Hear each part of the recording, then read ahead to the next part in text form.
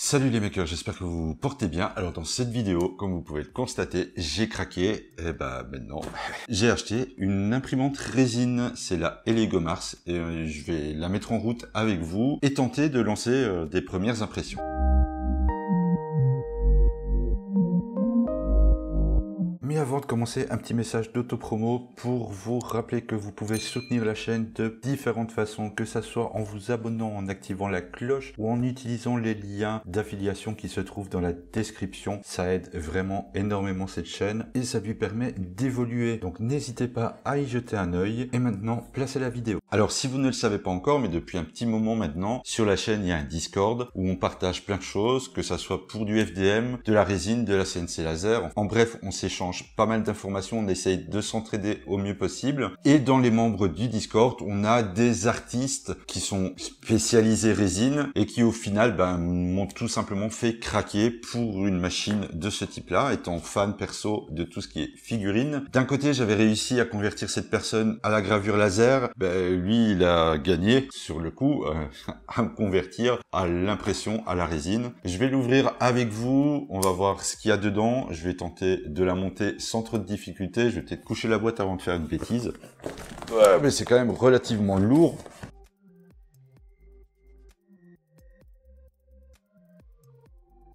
Premier truc, c'est un mode d'emploi. Ce que je vais mettre de côté pour voir comment ça se passe. Il y a ici une boîte avec dedans ce qui est l'alimentation. Alors il y a ici un petit récipient, une clé USB, un tournevis, une spatule. Ah, ça c'est cool. Il y a une petite pince coupante pour tout ce qui est support. Un masque, des clés et de la visserie. Un autre masque, des filtres. Et la machine en elle-même. Alors elle est super bien emballée.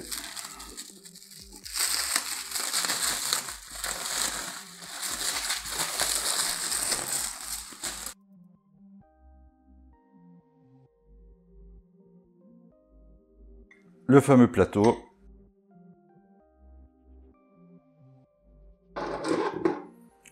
Et le bac pour la résine. Il y a un papier de protection à l'arrière. Je vais le laisser pour le moment. Je le retirerai vraiment au dernier moment. Comme ça, on a le temps de regarder ça tranquillement. Ouais, ça s'emboîte facilement. Il y a un point d'arrêt. Et on va regarder ça d'un peu plus près. Donc voilà le contenu. On va faire le tour encore vite fait. Il y a un petit récipient dont je connais pas le nom, mais il est gradué. Ça va être très pratique dans un futur proche, quand j'aurai de la résine transparente par exemple, pour faire des mélanges avec d'autres couleurs, mais ça on en reviendra beaucoup plus tard. Il y a quand même quelques gants fournis avec, il y a 2 masques. Alors là, la visserie de rechange et de quoi monter la rotule dans la machine. Le support pour le plateau quand on fait égoutter notre pièce. Ici le petit tournevis bien pratique. Comme je vous l'ai dit, il y a la pince coupante. Une petite clé USB, ça change des clés USB que j'ai l'habitude de recevoir avec les machines qui sont juste des adaptateurs de micro SD. Là ici c'est vraiment une vraie clé USB, je sais pas combien elle fait mais c'est toujours bien sympa. Une petite spatule en plastique, je sais pas si elle va être super efficace pour décrocher les pièces du plateau, mais bon, elle va certainement servir peut-être pour nettoyer celui-ci et faire sortir la résine restante. Des filtres. Alors dans un premier temps je vais m'en servir parce que j'ai pour le moment pas mal de commandes faites pour cette résine et vu les retours que j'ai eu de ces trucs là, j'ai commandé un petit entonnoir à mettre directement sur la bouteille qui est beaucoup plus pratique apparemment que ce truc là. Ça va m'éviter d'en mettre partout et de renverser la résine là où il faut pas, comme sur mon clavier ou ce genre de choses. Vu que la machine sera sur mon bureau. Et donc ici, on a le petit mode d'emploi qui va avec et que je vais prendre le temps cette fois-ci de regarder. Alors on voit à peu près ce qu'il y a dans le contenu de la boîte. On voit que la clé USB, c'est une clé de 2 Go et on va pouvoir commencer tout doucement. Alors, premier petit couac que je rencontre, mais c'est pas grand chose. J'ai de quoi récupérer le coup. C'est que, pour la petite histoire, j'avais commandé cette machine à l'entrepôt allemand, donc pour qu'elle soit pas trop loin de chez moi et qu'elle arrive plutôt vite. Malheureusement, vu les circonstances, l'Allemagne ne livrait plus les colis et grâce à Elegoo, ils ont accepté de me changer l'entrepôt et elle est venue de l'entrepôt anglais. Malheureusement, du coup, ça m'a donné cette prise que je ne peux pas utiliser, mais heureusement, entre ceci et la prise, c'est un simple câble et j'avais encore un câble de stock, ce qui va me permettre malgré tout de l'allumer. Donc la voilà en place, on va pouvoir commencer à voir comment ça fonctionne, comment démarrer la machine. Je l'ai ici mise sur mon bureau. Un truc qui est sympa, c'est que les pieds sont réglables, on peut les dévisser et les ajuster au besoin. Et premier essai, déjà voir si celle-ci s'allume. Alors ça, c'est un petit truc par contre qui me déplaît déjà un petit peu, c'est que tout se trouve à l'arrière, que ça soit le bouton pour l'allumer ou l'emplacement ici pour la clé USB, tout se trouve derrière. Heureusement, à ce niveau-là, j'avais encore dans mes boîtes de câbles ici une petite rallonge USB que je vais mettre directement, comme ça je serai tranquille. Alors un truc qui est pas mal, c'est que ici c'est quand même on sent que c'est du costaud, c'est une espèce de métal, c'est pas du plastique. Donc ça a l'air quand même relativement bien costaud. Maintenant, tout simplement, je vais prendre le mode d'emploi tranquillement. Je vais prendre à côté la rotule et on va tout simplement lire le mode d'emploi pour la première mise en route. Par contre, il n'y a absolument rien en français dans le mode d'emploi, mais bon, ça devrait se passer plutôt pas mal. Je vais retirer la cloche. Alors, est-ce que je devrais la bouger de là après? Oui, il y a des chances, mais tout devrait bien se passer. Alors, on va aller sur Tools, manuel. Je vais refaire monter de 10, le menu, je le trouve déjà très intuitif. Et je vais monter le chariot pour pouvoir mettre la rotule. Ensuite, il faut dévisser les deux petites parties qui sont ici. Que ceci, il peut bouger. Voilà. Je vais regarder s'il est bien droit à l'intérieur. Et je vais pouvoir resserrer les vis du plateau. Alors par contre la deuxième ici elle est vraiment mal placée je trouve. Voilà. C'est serré, c'est bon et normalement c'est tout. Il n'y a plus rien d'autre à faire. Au niveau de la calibration c'est terminé. Alors, autre petite chose aussi à savoir, c'est que dans la boîte, vous avez pu le constater, il n'y a pas de résine fournie. Donc moi ici, j'avais déjà acheté un petit peu en avance une bouteille de résine. J'en attends encore d'autres. J'ai encore pas mal de petites choses en fait qui doivent arriver pour cette machine. Je vous ferai un petit récap à la fin de tout ce que j'ai acheté et du budget surtout que représente le lancement de l'impression en résine. Parce que c'est quand même franchement pas donné au final. Je vais un petit peu m'équiper avec un masque de protection. J'espère qu'au niveau du son, ça va aller parce que évidemment là j'ai le visage qui est un peu obstrué par le masque. Je vais mettre mes gants. Alors j'espère qu'ils sont à ma taille, mais sinon j'en ai d'autres aussi que j'avais acheté lorsque je faisais de la résine époxy. On va voir si ça craque ou si ça passe. Ouais, ça va, ça passe bien. On va mettre un deuxième pour l'autre. Car il faut pas oublier un petit truc, c'est que l'air de rien, la résine, c'est quand même pas quelque chose d'anodin. C'est quand même un produit qui est nocif et qu'il faut surtout éviter d'avoir un contact avec la peau. Car la réaction de la résine va faire que vous allez vous brûler. Là, ça peut monter, je crois, si j'ai bien compris, jusqu'à des 60 degrés. Donc ça peut vous faire des belles brûlures. Alors je prends le risque, mais si vous avez l'occasion, protégez vos bras et tout, donc je vais vraiment faire doucement en faisant cette manipulation-là. Alors, une autre petite astuce que je peux vous conseiller, même si je suis pas certain dans un premier temps que ça fonctionne très bien, mais moi je vais essayer, et on sait jamais, ça pourrait être sympa, c'est que perso, je récupère dans mes bombes de peinture,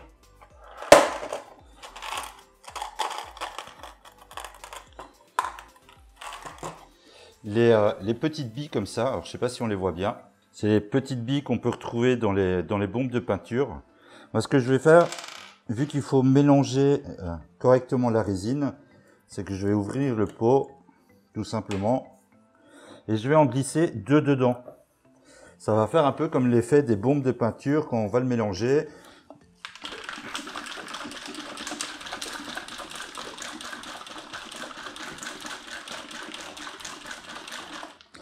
Pour que la résine et les pigments se mélangent bien entre eux.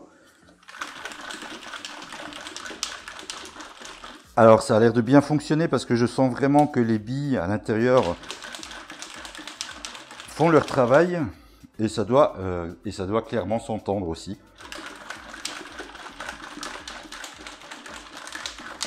Histoire de ne pas en foutre partout, je fais ça sur mon bureau, encore une fois, parce qu'on ne sait jamais, on pourrait renverser le pot de résine. Et je vais utiliser ce petit récipient pour l'emmener jusqu'au bac. Alors je vais juste essayer d'éviter d'avoir les billes qui partent avec. Ça, j'essaierai de trouver une solution pour être sûr qu'elles restent bloquées à l'intérieur. Voilà, normalement, j'ai pas trop d'idées de la quantité. Donc là, j'ai rempli le petit pot entièrement. Ça a une petite odeur, honnêtement. Même avec le masque, je le sens, ça a une petite odeur. C'est pas trop désagréable, mais ça reste quand même quelque chose de nocif. Alors, je vais vous reprendre avec moi. Hop. Je vais verser ça délicatement dans le bac. Alors, juste pour vous donner une idée, je suis passé juste devant le soleil pour mettre le bac à l'intérieur. Directement, regardez. Il y a une couche qui s'est solidifiée au-dessus, donc protégez-la du soleil, franchement, parce que ça va aller très vite. Je vais vite remettre la cloche par-dessus. Et je vais tenter tout simplement de lancer l'impression de celle-ci. Maintenant que la machine est prête, qu'elle est remplie de résine, on va pouvoir passer à la partie logicielle. Vous allez voir, c'est plutôt pas mal foutu, c'est plutôt simple de prise en main, même s'il y a quelques petits trucs où il va falloir un petit temps d'adaptation. Alors le logiciel qui est fourni avec, et je vous conseille évidemment d'aller le chercher directement sur leur site, c'est She2Box. Alors perso, moi le nom il me fait un petit peu rire, mais vous allez voir, c'est quand même pas mal foutu. Vous vous rendez sur she2box.com, je vous mettrai ça évidemment dans la description. Vous allez sur Download, vous avez She2Box Free et là vous choisissez par rapport à ce que vous avez chez vous, donc en Windows 32, 64, Mac ou Linux, vous téléchargez, vous l'installez. Et pour la suite, je vais déjà remercier grandement l'artiste pour m'avoir aidé à configurer le soft correctement. Une fois dans le logiciel, on va commencer tout simplement ici dans Réglages à aller choisir le nom de la machine avec les quelques paramètres de celle-ci, mais c'est automatique. La Lego se retrouve dans les profils proposés, donc ça oui, il n'y a pas grand chose à savoir. Je vais pas rentrer réellement dans les détails de configuration de celui-ci, car j'avoue que pour le moment, je suis encore à tâtonner un petit peu. Mais au niveau des temps d'exposition et tout ça, si vous voulez, ici, c'est ceux qu'on m'a conseillé. Vous pouvez les recopier si vous en avez besoin. Ça marche plutôt pas mal. Je vais ici préparer une pièce à l'impression. Je viens tout simplement le glisser sur le plateau. Hop, vous voyez qu'il y a ici, j'ai pour l'occasion décidé d'imprimer l'alien. Alors évidemment, il est beaucoup trop grand pour le plateau de celui-ci. On va pouvoir diminuer sa taille. Alors c'est beaucoup moins compliqué qu'une FDM pour la configuration. Évidemment, dans ce cas-ci, il va me falloir des supports. Ça se trouve ici dans cet onglet. Il y a quelques paramètres à configurer, mais ça à la limite, vous pouvez dans un premier temps les laisser par défaut. Ça marche plutôt pas mal. Et on clique ici tout simplement sur tout.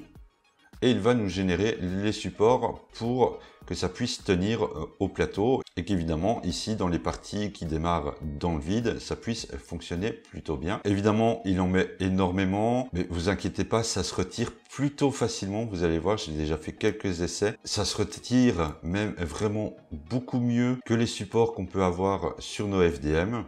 Maintenant qu'on est bon, on va revenir sur le premier onglet. Je vais maintenant lancer le tranchage de celle-ci. Et une fois fait, vous arrivez à ce résultat avec d'un côté votre pièce et ici vous avez un aperçu de comment ça va être imprimé avec le volume nécessaire en millilitres, le poids qu'elle va faire, son temps d'impression, donc on en a pour à peu près 11 heures. Ce qui est bien, c'est que c'est vraiment le temps que ça va prendre à l'impression. Ça aussi, c'est quelque chose qui change pas mal, c'est que le temps est réel. Et on peut voir ici, donc couche par couche, ce qui va se passer. Car oui, ici, un truc qui est plutôt sympa à savoir, là, évidemment, la pièce prend pas mal de place sur le plateau. Mais si vous mettez plusieurs éléments sur celui-ci, le temps qui vous est donné est exactement le même que vous n'ayez qu'une ou 10 pièces sur le plateau. On fait maintenant enregistrer. Je vais mettre ici sur ma clé USB, je vais juste le noter Alien. L'écriture du fichier est terminée. Il se retrouve maintenant sur ma clé USB. Vous voyez ici, le fichier, c'est quand même relativement lourd. Je vais prendre maintenant ma clé USB, je vais la mettre dans la machine, je vais la lancer et on se retrouve juste après pour voir le résultat. Pour moi, ça va être à peu près dans 11 heures, mais pour vous, ça va durer juste quelques secondes.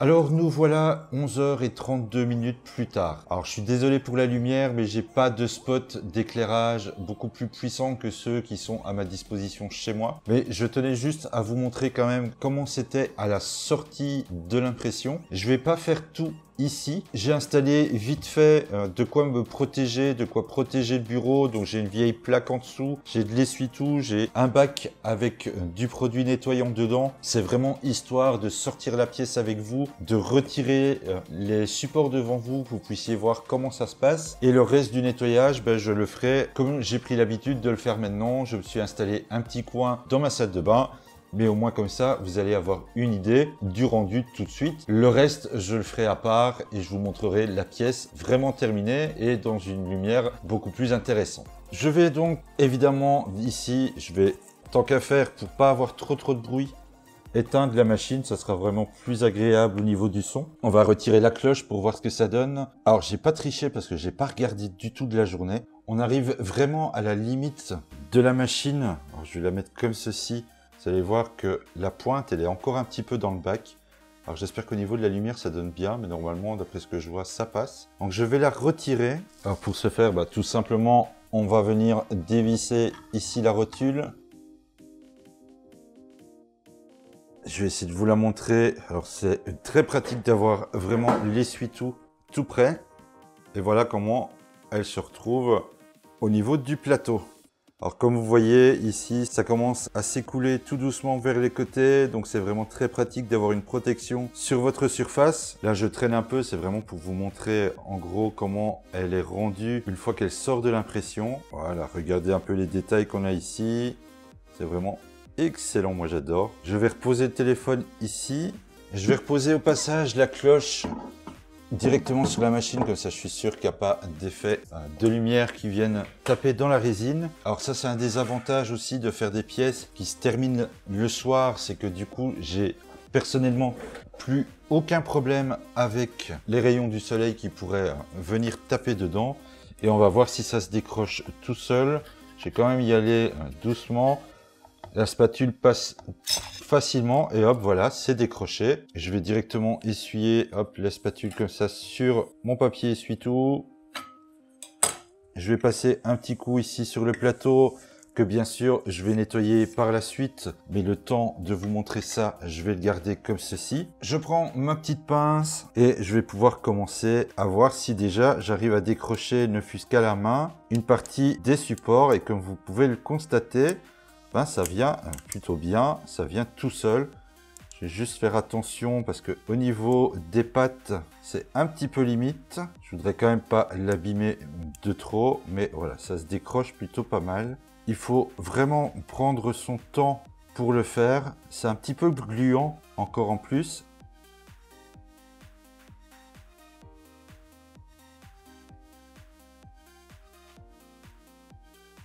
Moi ici, dans mon cas, je suis un peu aidé parce que je porte des lunettes pour voir ce que je fais. Mais si vous n'en portez pas, je vous conseille quand même parce qu'il y a parfois des petits morceaux comme ça de support qui peuvent partir un peu n'importe comment. Il faudrait quand même pas que vous les preniez dans l'œil. Et vous voyez, plus j'approche du bas, plus j'ai facile à les retirer. Quoique à certains endroits, voilà, ils sont quand même bien collés. Mais voilà, dans l'ensemble, ça se retire quand même plutôt facilement. Il y en a qui sont un petit peu plus denses que d'autres, ça dépend les zones. Et je vous avoue que j'ose pas trop y aller comme un bourrin, parce qu'il y a quand même des petites zones qui sont fragiles. Et ça serait quand même bien dommage à la dernière minute de venir tout casser ou de casser une pièce. Mais vous voyez que pour le moment, j'éprouve pas trop de difficultés. J'ai pas encore eu trop besoin de faire appel à la pince. Alors je vais essayer de le faire un petit peu plus proche peut-être, que vous puissiez voir. Vous voyez, je passe mon doigt. Et hop, il se décroche tout seul. Alors normalement en dessous là, j'ai rien. Donc je devrais pouvoir la retirer plutôt facilement. Voilà. Hop, maintenant que le plus gros est défait. Voilà. Ici, je viens de retirer d'un coup une grosse partie de support. Et j'ai absolument rien qui est resté dessus. Maintenant, ça va être vraiment le petit nettoyage pour retirer les derniers morceaux qui restent. Voilà qui est fait. Je pense que j'ai retiré maintenant le plus gros. Alors, je vais commencer ici à le nettoyer. Mais franchement, je vais achever ça dans mon autre pièce. Je vais faire ma petite boîte pour le transport, comme ça j'en fous pas partout.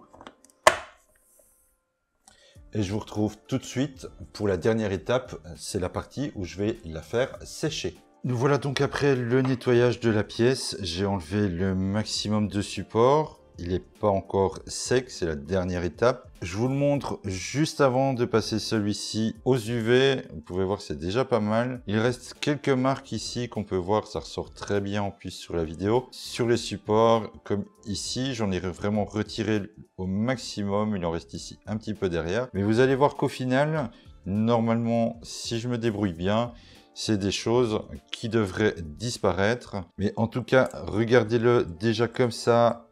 Je vais essayer de le redresser un petit peu. Au niveau des détails, c'est franchement autre chose qu'à l'imprimante FDM. Donc là, ici maintenant, je vais placer ça dans ma box AUV. J'espère qu'il n'y a pas trop de reflets. Je vais vous expliquer brièvement ce que c'est. Alors cette boîte au départ, elle n'était pas du tout comme ça. C'est une boîte que j'ai réalisée grâce à Fusion 360. J'avais une machine à ongles que j'avais utilisée pour faire réagir du filament AUV et je m'en suis jamais plus servi depuis. Donc je l'ai reconverti. Je vais vous montrer en gros l'intérieur en plaçant la pièce dedans. En fait, cette machine, c'est 4 miroirs qui ont été collés ensemble. J'essaie de la mettre comme ça, voilà, comme ceci.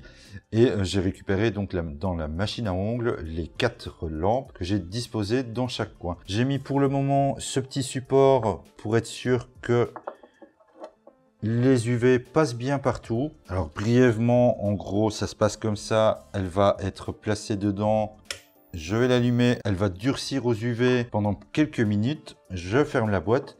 Je vais la laisser ici à peu près 7 minutes. Pour le moment, c'est ce que j'ai eu comme résultat plutôt intéressant au niveau du séchage et de la dureté. Et par contre, moi ce que je vous propose, c'est d'en rester là pour cette soirée. Je vais la faire sécher, je vais la nettoyer correctement après. Je vais poncer les petits restants des supports après et je vais vous la montrer totalement terminée car celle-ci, ça sera la pièce où je vais faire, on va dire, ma première tentative de peinture dessus. Donc celle-là, je me la réserve pour la fin de la vidéo. Nous voilà donc à la fin de cette vidéo. Je vais vous faire un petit topo sur ce que je pense de cette machine. Je l'ai vraiment pas depuis longtemps. Le temps de faire la vidéo, ça m'a pris à peu près une semaine. Donc ça fait à peu près une semaine qu'elle tourne. Et même si c'est encore le cas pour le moment, elle termine ma première bouteille de résine de 500 ml.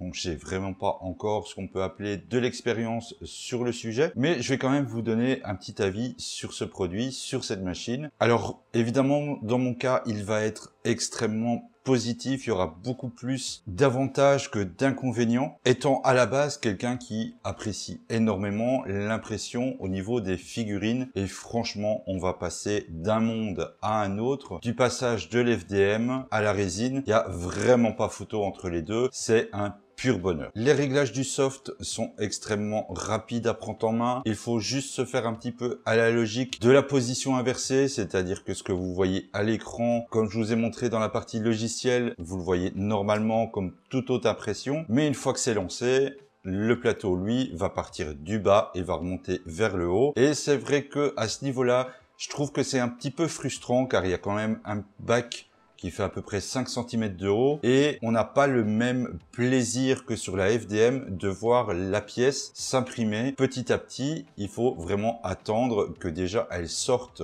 du bac et encore même quelques centimètres plus haut pour commencer vraiment à voir la pièce. Et on ne voit que la partie qui est au niveau du plateau car évidemment le reste est plongé entièrement dans la résine. Par contre, à côté de ça, la qualité, il n'y a vraiment rien à redire. Je les ai toutes les deux ici. J'ai fait une impression en FDM et une impression avec la résine du même objet et je vous garantis que la qualité, même au niveau du poids, c'est complètement différent. Alors évidemment, le FDM ici est dans un remplissage relativement faible, donc la pièce est très légère. La résine ici, ça a été ma première pièce, donc je me suis pas trop compliqué les choses avec l'évidage, faire un intérieur creux. Donc ici, elle est remplie à 100%, elle fait quand même son poids. Mais si je vous mets une petite photo du rendu vraiment de très proche, vous allez voir vraiment qu'il y a une différence. Déjà, au toucher, ici, c'est vraiment très lisse au niveau de la résine que sur la FDM. Malgré qu'elle a été imprimée en 0,16, on sent malgré tout les petites lignes de couche. Mais dans les deux cas, c'est des figurines qui pourraient être clairement peintes. Et là, elles demanderont certainement beaucoup moins de travail.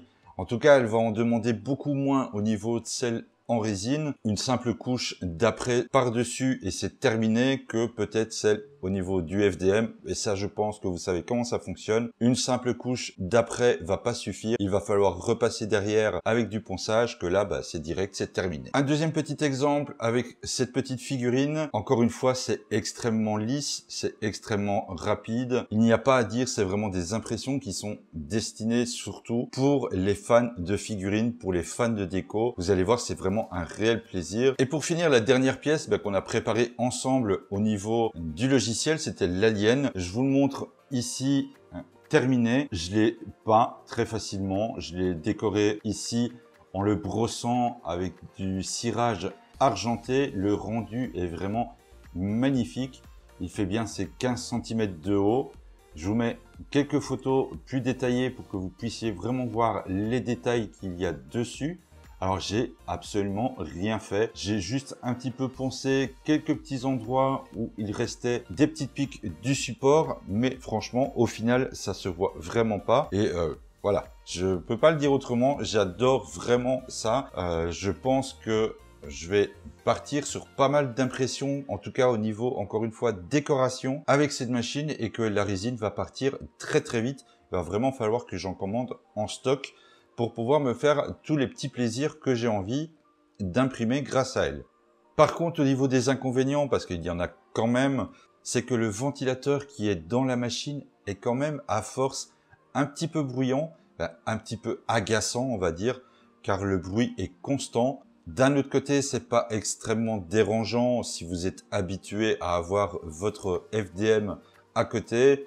Le bruit est à peu près équivalent du bruit du ventilateur de l'alimentation. Il y a aussi le fait que sur cette machine, l'USB et l'interrupteur pour l'allumer se trouvent à l'arrière.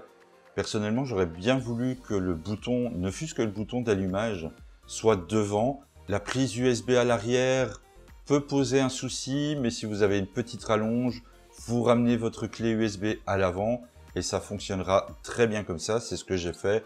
Et franchement, je suis pas embêté. C'est juste vraiment pour l'allumage que, voilà.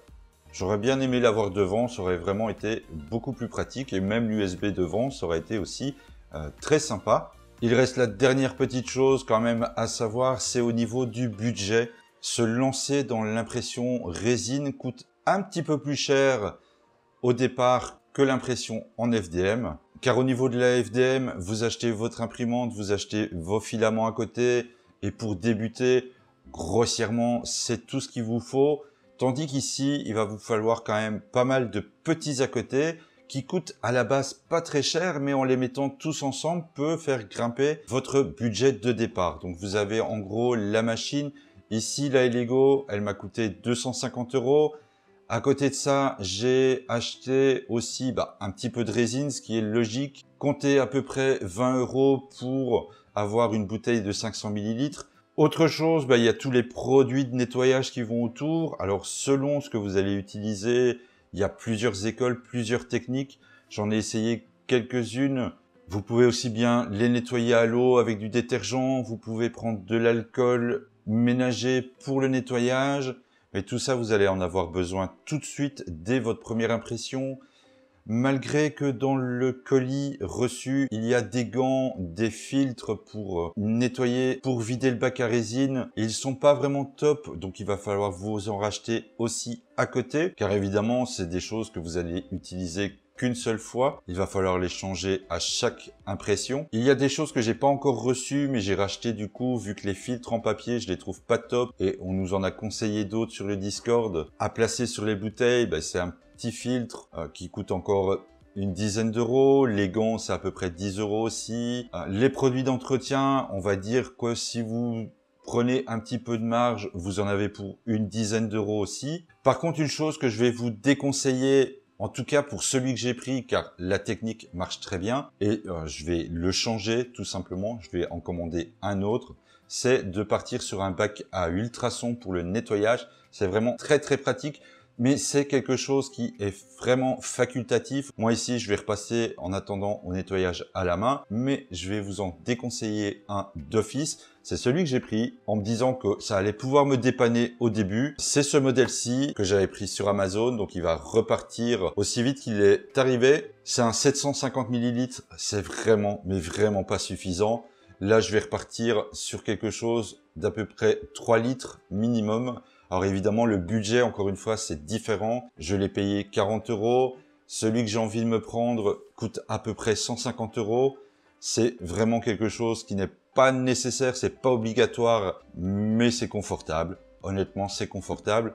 Et évidemment, encore une fois, c'est un appareil qui peut vous servir à plein d'autres choses que le nettoyage de vos pièces résine. Donc en gros, en faisant un petit calcul global de tout ça, entre la machine, tous les produits et ce qu'on peut avoir besoin à côté, comptez quand même un budget aux alentours de 350 euros, on va dire, pour pouvoir bien démarrer avec la résine.